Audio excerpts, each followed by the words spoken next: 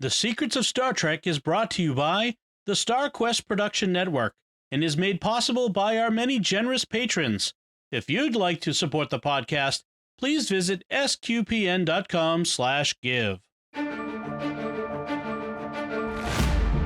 You're listening to The Secrets of Star Trek, where we discuss the hidden layers and deeper meanings found in all the Star Trek TV series, movies, and more. And today we're continuing to discuss the first season of Star Trek Prodigy and the latest episode called First Con-tact. And I'm Dom Bettinelli. Joining me today on the panel is Jimmy Akin. Hi, Jimmy. Howdy, Dom.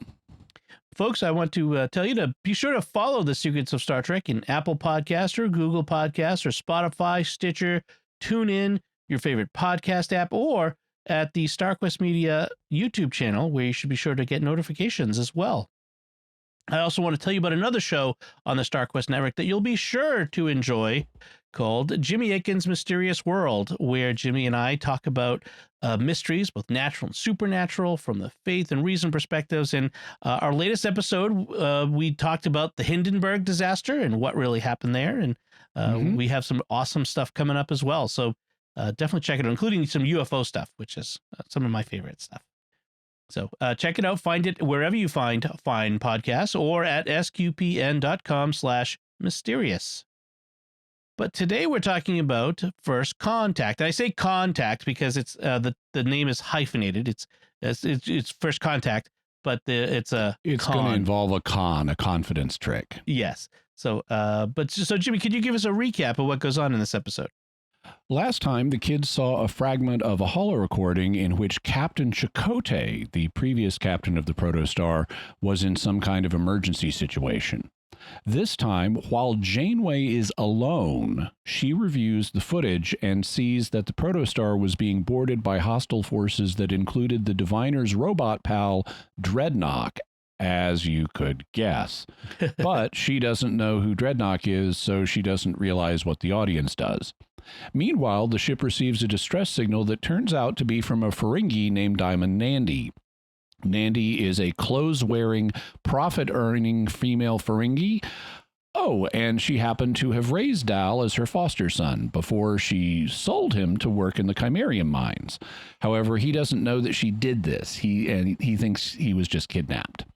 Nandi cons the kids into helping her con an alien race that has super special unobtainium crystals that she wants. But when they make first contact with this race, it turns out that the aliens need the crystals, and when Nandi steals some, it hurts them. Eventually, Dal and the kids get the crystals back to the aliens. Dal also learns that Nandi sold him into slavery, meaning that his foster mother betrayed him like Gwen's father betrayed her. So now they both have parental issues, including with their newest foster mother, Janeway, who sharply scolds them for blowing a first contact. Finally, Nandi gets word that the Diviner is offering a reward for information about the Protostar, and her lobes start tingling with opportunity, so she's going to betray Dal yet again. Dum dum dum. The end. So we have yet another introduction of a favored species from Star Treks of the past, and we've talked before about how Prodigy is probably a way to introduce Star Trek to a new generation. Oh no, it is. Yeah. It's not probably. It is. I should be more definite about that. Yes, it's most definitely a way. And so by bringing in the Ferengi, it introduces this character class that we, especially in Deep Space Nine, got to know very well. And I guess that character class, what was it? Not D&D, species that we got to know very well. And so it's kind of interesting. They introduce a lot of these concepts of the rules of acquisition and Ferengi are not to be trusted and that sort of thing. So we get that in this character, but they make the character female instead of male, which I thought was an interesting choice. Yeah, but she's otherwise a normal female. Now, this is clearly set after Deep Space Nine because it was at the end of that Grand Nagus Zek amended the Bill of Opportunities so that females could wear clothing and earn profit. And she is a clothing-wearing, female-earning profiteer. Right. And just as duplicitous as many others we've met. That's right.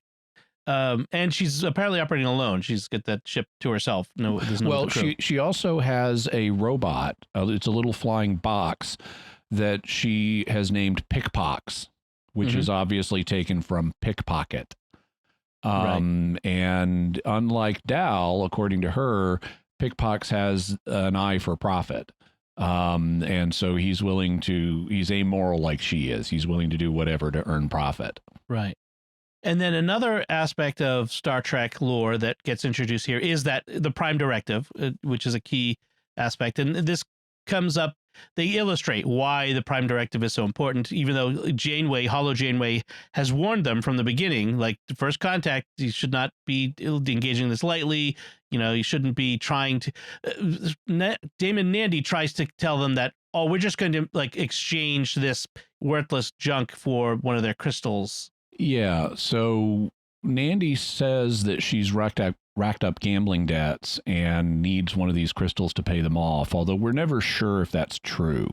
She does need the crystal for some reason. I mean, whether she just wants it to be richer or not, we don't know, but she does say she needs it, and she's got a cloaking device on board her ship, which is called the Damsel. But the cloaking device doesn't work because it's powered by chimerium, the first type of unobtainium we learned about in this series. And so they have a bunch of chimerium on the Protostar. And so the deal is, since the cloaking device is useless to her, she'll give them the cloaking device if they help her make an exchange to get the crystal that she needs. And what she's planning on offering them is basically a Ferengi cuspidor, only it's not shaped like a cuspidor. It's just a flat pan, and Dal refers to it as a Ferengi spit pan. So I find it interesting that their cuspidors are spit pans, or are pan shaped. Right. It's like a serving tray is what it looks like. And so that's kind of the general shape of the deal. Janeway, it struck me as remarkably scoldy. Yeah. In this episode, and she's super serious, and I don't know if I think part of it may be that she is unsettled by the fact that she now knows that she was on a previous mission on the Protostar that failed. Right. And I think based on some dialogue from Dal in his captain's log, I think that she's having a hard time assimilating that, and that may be why she's so negative in this episode. Right. And she kind of has always assumed that they were her cadet crew, but now she has evidence that there was a crew led by Chakotay, who the Holo Janeway would know, have that connection to, and that something has happened to that crew. And it's unsettling her as a character.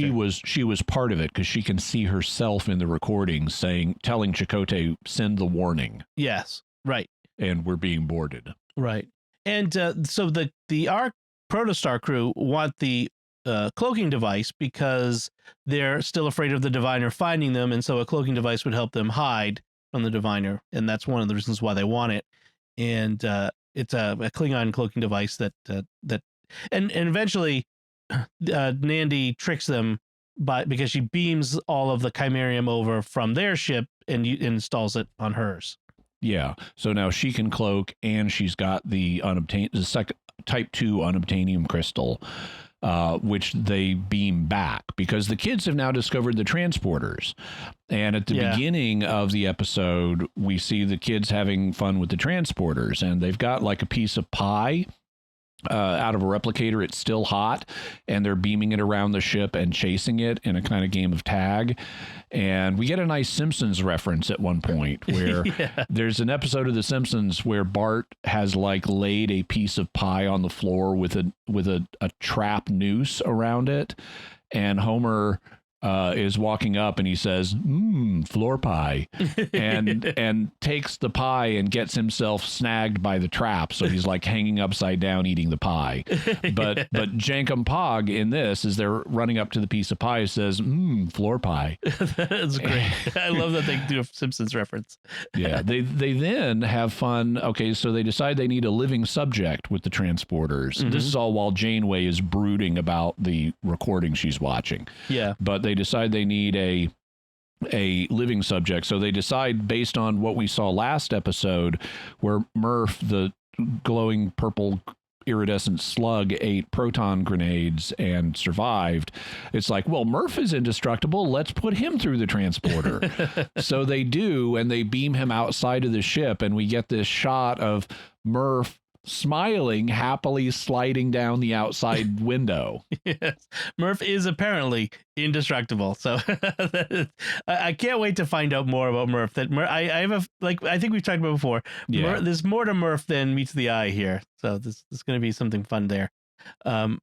So Janeway doesn't want them to violate the Prime Directive, and Dal doesn't really want to do the crystal stealing or trading job either. Because he knows Nandi, and he knows she's not really trustworthy here. Right. But the others insist that they want that cloaking device, and they want to meet the aliens. That's what they're really enthused about, is we get to meet these aliens.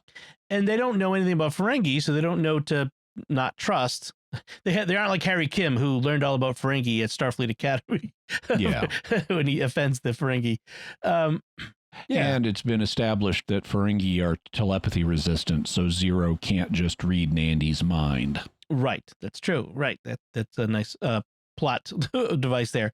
Yeah. By the way, I wanted to mention, so when Janeway is giving them this lecture about the Prime Directive, she actually calls it up on a volumetric holo display. Mm-hmm.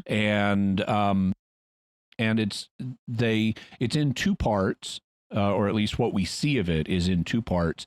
And I immediately took screen caps, and now it's turned away from us, so we can't, so it's mirror imaged, making it hard to read. So I immediately took screen caps and mirror imaged them back so I could read it. Uh-huh. And because this is the first time we've had the text of the Prime Directive on screen. And part one of it is fairly easy to read. Part two of it is not. We see that more in the distance. But it turns out that the text that they used for the Prime Directive is taken from the book Starfleet Federation: The First 150 Years, which is sort of one of their prestige Star Trek tie-in collector's books. Mm-hmm. So they took text of the Prime Directive from that, and now they've elevated it to on-screen status. So I'm going to read us what we see of the Prime Directive. It says, Section 1, Starfleet crew will obey the following with any civilization that has not achieved a commensurate level of technological and or societal development as described in Appendix 1. So that right there tells us there's an appendix where they go into detail about what the society has to be like. But it saves space here in getting at the principles. So you're not supposed to do any of the following unless the civilization has reached a certain level. A, no identification of self or mission. B, no interference with the social, cultural, or technological development of said planet. C, no reference to space, other worlds, or advanced civilizations. D, the exception to this is if said society has already been exposed to concept herein. However, in that instance, Section 2 applies. Section 2, if said species has achieved the commensurate level of technological and or societal development as described in Appendix 1, or has been exposed to the concepts listed in Section 1, no Starfleet crew person will engage with said society or species without first gathering extensive information on the specific traditions, laws, and culture of that species' civilization. Then Starfleet crew will obey the following. A, if engaged with diplomatic relations with said culture, will stay within the confines of culture's restrictions. B, no interference with the social development of said planet. And if you think about that, you can find that on Memory Alpha if you look up General Order number 1. But if you go through that a piece at a time, you'll be able to, if you're a Star Trek fan, you'll be able to think of different episodes where they invoked different clauses from that. And so this is actually a pretty good, well thought out summary of what we've seen of the Prime Directive in different episodes over different series. I think we've talked before about the morality of the Prime Directive and whether it's something. Has it ever occurred to you that the morality of the Prime Directive is indefensible? Exactly. And yeah, it is. It's interesting. It's an interesting debate that I think Star Trek fans have had from time immemorial about the Prime Directive. But in this case, they ignore it, and well, they're not trained in it. Right. And actually, the kids actually try to honor it. Janeway is too harsh on them. It was Nandi that caused the problems, because when they get on the planet, they find a way to communicate with the aliens who don't use normal speech. Mm-hmm. They communicate in these harmonic vibrations, and they use that to restructure the matter around them. They live in like a big desert, and so they build this giant sandcastle for the kids to come in, and they've got these crystals hanging from vine-like things from the ceiling, and Andy just starts grabbing them and ripping them off. I like the design of the aliens. I thought there was some interesting, clever, unique things about the aliens and their world and the way that they interact with it and their communication. I thought it was nice. They name the aliens. They decide to call the aliens the Samari after the word cymatic, which is a real thing. Mm-hmm. And they're non-humanoid mostly. They look kind of like Vorlons. If you've ever seen Babylon 5, where Kosh and Ulkesh finally come out of their shells, and they're this sort of glowing, translucent squid thing. It's like that. They look a lot like Vorlons, except they have faces. Yep. That look more human. And also they look like kind of like brine shrimp and kind of like wasps. Yeah. But yeah, they are definitely laterally symmetric. Radially symmetric. Well, actually, no. They probably are bilaterally symmetric. Because when you see one from the side, it has this Vespiform body, wasp-like body. But they also have these extensions that are, I guess, kind of like tentacles or like the legs of a brine shrimp, but they're probably fundamentally bilateral rather than radial. Okay. And as you mentioned, they communicate via harmonics, which is where Gwyn comes in, because she's their communications expert. She knows languages. She doesn't know their language, of course, but she kind of figures out how to communicate with them. It's a very scary moment where they have to, it feels like they're being attacked, but they have to kind of go with it. And how do they overcome the attack bit? She sets her so they're up on the surface at first, and there's this sand blowing around them, and it forms this sand dome over them that they feel like is attacking them, and it's all in motion. And Gwyn realizes it's some form of harmonic communication, so she sets her tricorder to match the harmony and tells everybody else to get their tricorders to match the harmony too. And once everybody's on the same wavelength, literally the communication, the seeming attack stops, because they've established communication, sort of. But it's still very primitive. It's like primitive communication. It's like meeting a tribe whose language you don't know. And they start to do this form of barter with them, because they want the crystal. And so gift giving is a human universal when you want to curry favorable relations with somebody you've just met, especially if you don't know their language. But even if you do know their language, it's a good idea to give them a gift. So they have the Ferengi spit pan, which Nandi says, even though they won't know her language, she says, "I present you with precious metal from the stars." Right. Because this race has never met. They're said to be advanced, and they're not technologically advanced, but they we're told they're culturally advanced. I guess. Yeah. But they've never met it, and we can get back to that. Yep. But they accept the Ferengi spit pan, and so Nandi is like, "And now you want to give me a gift in return." And so they do. They start singing a song with a light show. They start having the crystals vibrate and light up and stuff like that. But Nandi is not happy with a song and a light show, so she starts ripping the crystals off the little dangly things, which immediately hurts the aliens. Right. and we are told they can't sacrifice even one, which is very implausible. Right. It's interesting. Nandy knows about these crystals, so somebody has been to this planet and has encountered them before. I thought about that because Nandy for a few seconds about that. Nandy says that there's this race and they're advanced and they've never met people from another planet and they have these crystals. And I'm going, how do you know all that if they've never been contacted? Right. And I finally decided, well, this is the 24th century. They've got super amazing scanners. So I should probably infer that they did orbital observation, that Nandy herself has done orbital, or someone she's paid has for the information, has done orbital observation where they scanned the planet. They found these aliens. They found that they have an advanced culture. They found no evidence of off-world contact, and they found that they have these crystals. It still is kind of, jangly, but I given what they've done with scanners and given that it would actually be a smart idea to scan the fool out of any place before you set foot there. Yeah. I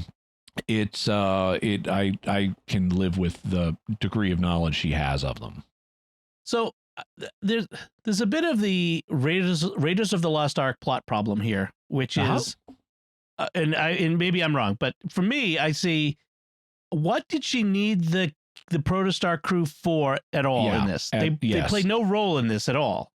They're bystanders, and then they subvert her plan. So she would have been better off doing this by herself. Right. Yeah. Okay. So it wasn't just me. I was watching it. I'm like, why did she need them at all? Like, she doesn't need them. Well, the reason is she wants their Cimerium or whatever it's called, so she can power up her cloaking device. Yeah. And so that's why she involves them in this trade, is so she can get close enough to them and get them to lower their shields so they can transport back and forth between the Protostar and the damsel. Mm-hmm. And she can take their Cimerium or Chimerium. Right. But okay, so at least there's a reason why she's got them. Yeah. After that, she doesn't need them, but she probably, she doesn't need them in one sense, but she probably needs to keep them along, partly in case she encounters extra dangers and needs help down on the planet, and which she kind of does. She may not have escaped if it was just her.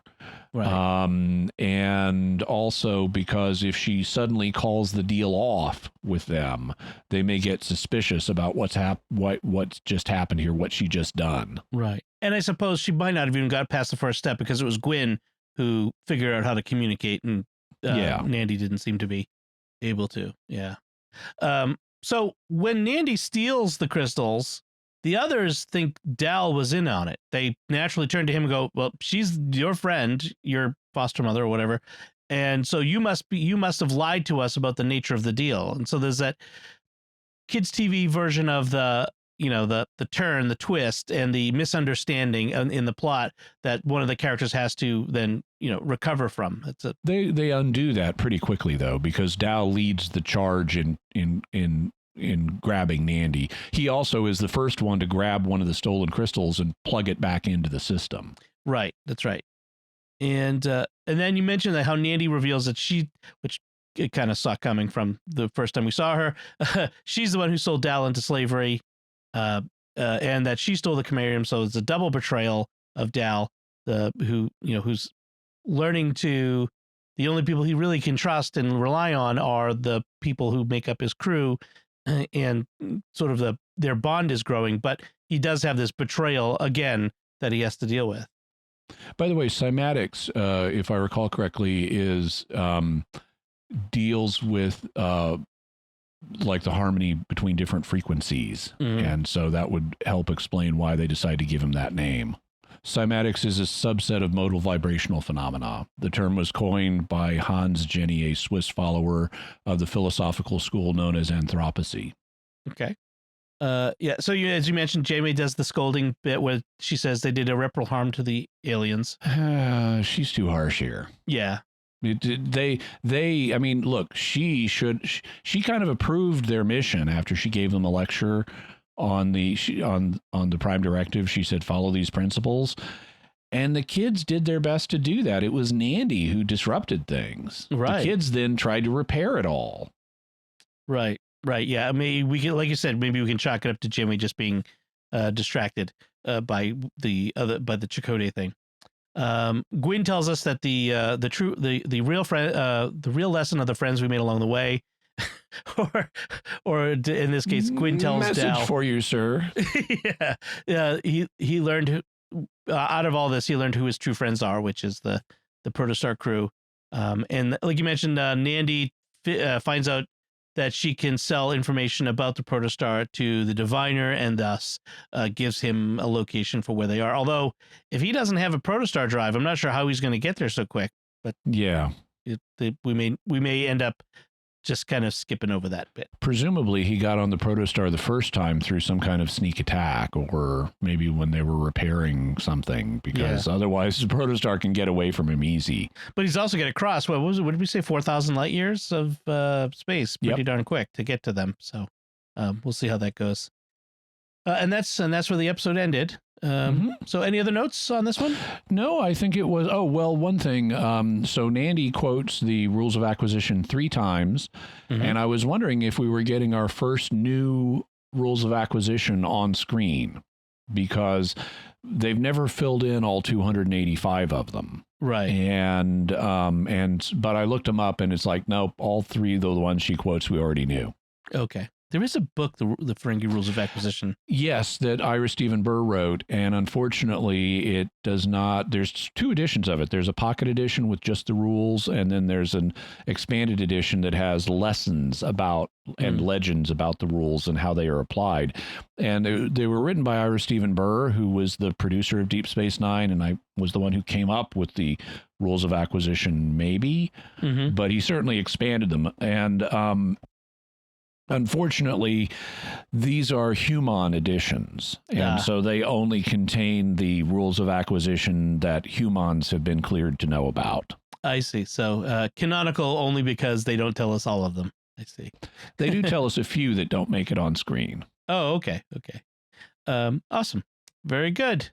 So as we wrap things up, I want to take a moment to thank our patrons who make it possible for us to create the Secrets of Star Trek, including Justin W., Tommy C., Patricia M., Laura F., and Benjamin B.